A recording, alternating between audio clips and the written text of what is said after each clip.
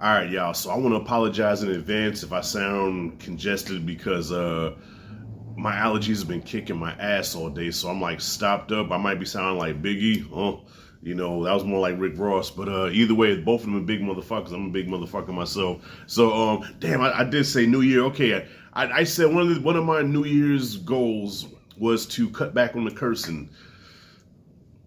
But fuck it, I already failed at that. So anyways, you're not here to hear about that.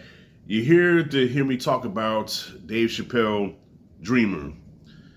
This is not a play-by-play analysis of the special, but I will say the special had me dying. Yo, let me tell you something. Dave Chappelle has 0 F's given. All right. So just when you think you're gonna cancel this man with your threats and you're pulling this and pulling that, no. Dave Chappelle is one of the few uncancelable people in the industry.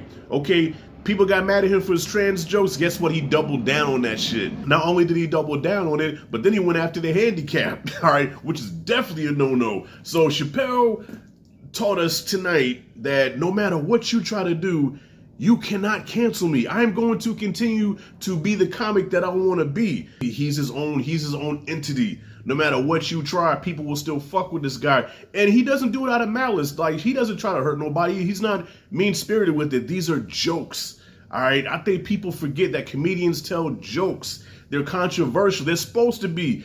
The comedy stage is supposed to be the one place where you can speak openly and poke fun at stuff and not get judged for it. He just did not care. And I loved it. I loved every minute of this special, from him talking about meeting Jim Carrey on Man on the Moon to talking about the handicapped people in the crowd.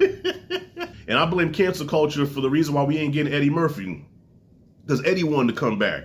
But if we get Delirious Eddie, he'll get canceled with the quickness. You know what I'm saying? He can't be Delirious Eddie. He can't be Raw Eddie. Why the fuck not? We loved him. White people loved him. Like, listen, when white people love you, you know you did something right. All right? Chappelle right now, like me and Q talked about this, Q Reviews was saying that Chappelle is the GOAT. And he is one of the GOATs, all right? I mean, in my eyes, I say Richard Pryor is Dr. J, Eddie Murphy is Michael Jordan, and Dave Chappelle is LeBron James. The main takeaway I want to take from this, y'all, from this special, and listen, I'm not really a deep brother, okay? So I'm not that guy that can take something and break it down to the smallest minuscule, and then you share it with your friends. Like, man, check out what Rashad said. This is deep. I'm not that guy. However, I couldn't help but think when he got to the joke, right, about career day at school. Even though it was a joke and he was laughing, the crowd was laughing, but I'm like, okay, at first I laughed, but then something inside was like, rewind that again, play that shit back again.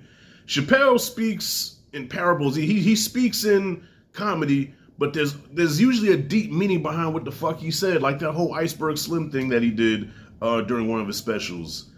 And it was kind of a gut punch, and it was like a tragic joke, and it was a harsh reality joke. The name of the special is called Dreamer, right? And he gave an example of how in all of our lives, right, most times dreams don't come true. Like, we have our dreams, we have our goals and aspirations, and then I know we have the whole, manifest what you want. I'm not saying manifesting doesn't work. I believe it works. It has to work for me, or else I'm going to be one sad motherfucker, I'm trying to manifest stuff in my life right now as we speak. But we all have our dreams and things that we want to do, right? But just one bad decision, one unfortunate situation, some unforeseeable tragedy can change the trajectory of your life, and then that dream goes away.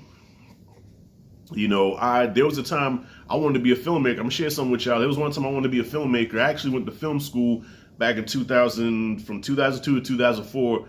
I went to film school, right? Because I wanted to be Steven Spielberg. I wanted to be Spike Lee. I wanted to be John Singleton.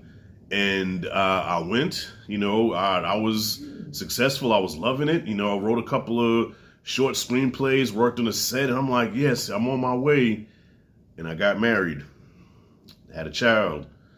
And then, so now I got to put my dream in the back burner, and now I have to get a job and support my family, So I couldn't do it. You know, I was offered an internship, but it was a free internship. It wasn't paying, and free internship ain't gonna put food in my baby's mouth. You know, so I put my dreams aside. And now fast forward, you know, I'm a few pounds heavier, a couple of hairs grayer, and I'm talking about movies on YouTube, which I'm thankful for. Like, at least I'm still getting to express my love for film. But there was a time where I did want to make movies, man, but that didn't happen for me. So when he told that joke, it really just, I don't know, it did something to me, man. It's like, you know, like when you're in school, 90% of the kids that you went to school with had dreams of being whatever they wanted to be, and almost none of those dreams came true. Maybe you had one out of like a couple of hundred kids ended up doing what they always dreamed about doing. A lot of times they don't, but it's funny that some of the dreams that do come true, like you said, you had the one kid that had an accident on fire and he ended up going to jail at 14. They tried him as an adult.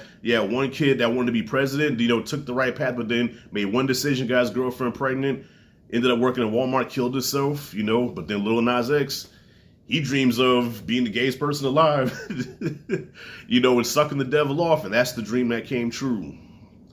So what separates Lil Nas X from the other two? Probably nothing. Probably just fate, man. You know, sometimes it's luck of the drawer. You know, I mean, it says in the Bible, God's no respecter of a person. You know, sometimes you look and be like, how did that motherfucker make it? But sometimes even the scumbags, they get away with shit. Sometimes the scumbags get all the perks in life, and then the people that really do, you know, try to do their best, you know, do good in life, you know, end up in the short end of the stick, man. That's just a harsh reality of this world, man. So yeah, that joke was, it was a joke and he laughed, but I just felt the seriousness in that, almost like life is not fair. But thank God my dream came true. You know what I'm saying? Like, they basically, I think what I really took away with that, he said, a lot of people's dreams didn't come true, but thankfully mine did. It's because of y'all, the audience, the fans, y'all, you know, I'm accomplished my dream and I'm part of your dream. I didn't quite get that part though. It was like, okay, nigga, I don't know if you're part of my dream or not, but you know, my dream is to, you know, was to make films, and you know, I'm talking YouTube movies, you know, movies and shit like that. But anyways, not to go on and on. I'm going on for 9 minutes here. But anyway, just wanted to get that out. Happy New Year to y'all. Yeah, my setting is different. My regular setting is under construction right now, so I don't know when it's gonna be back up and running again. But made it through this. Now I'm gonna take some Benadryl and go to fuck to sleep. I'm out.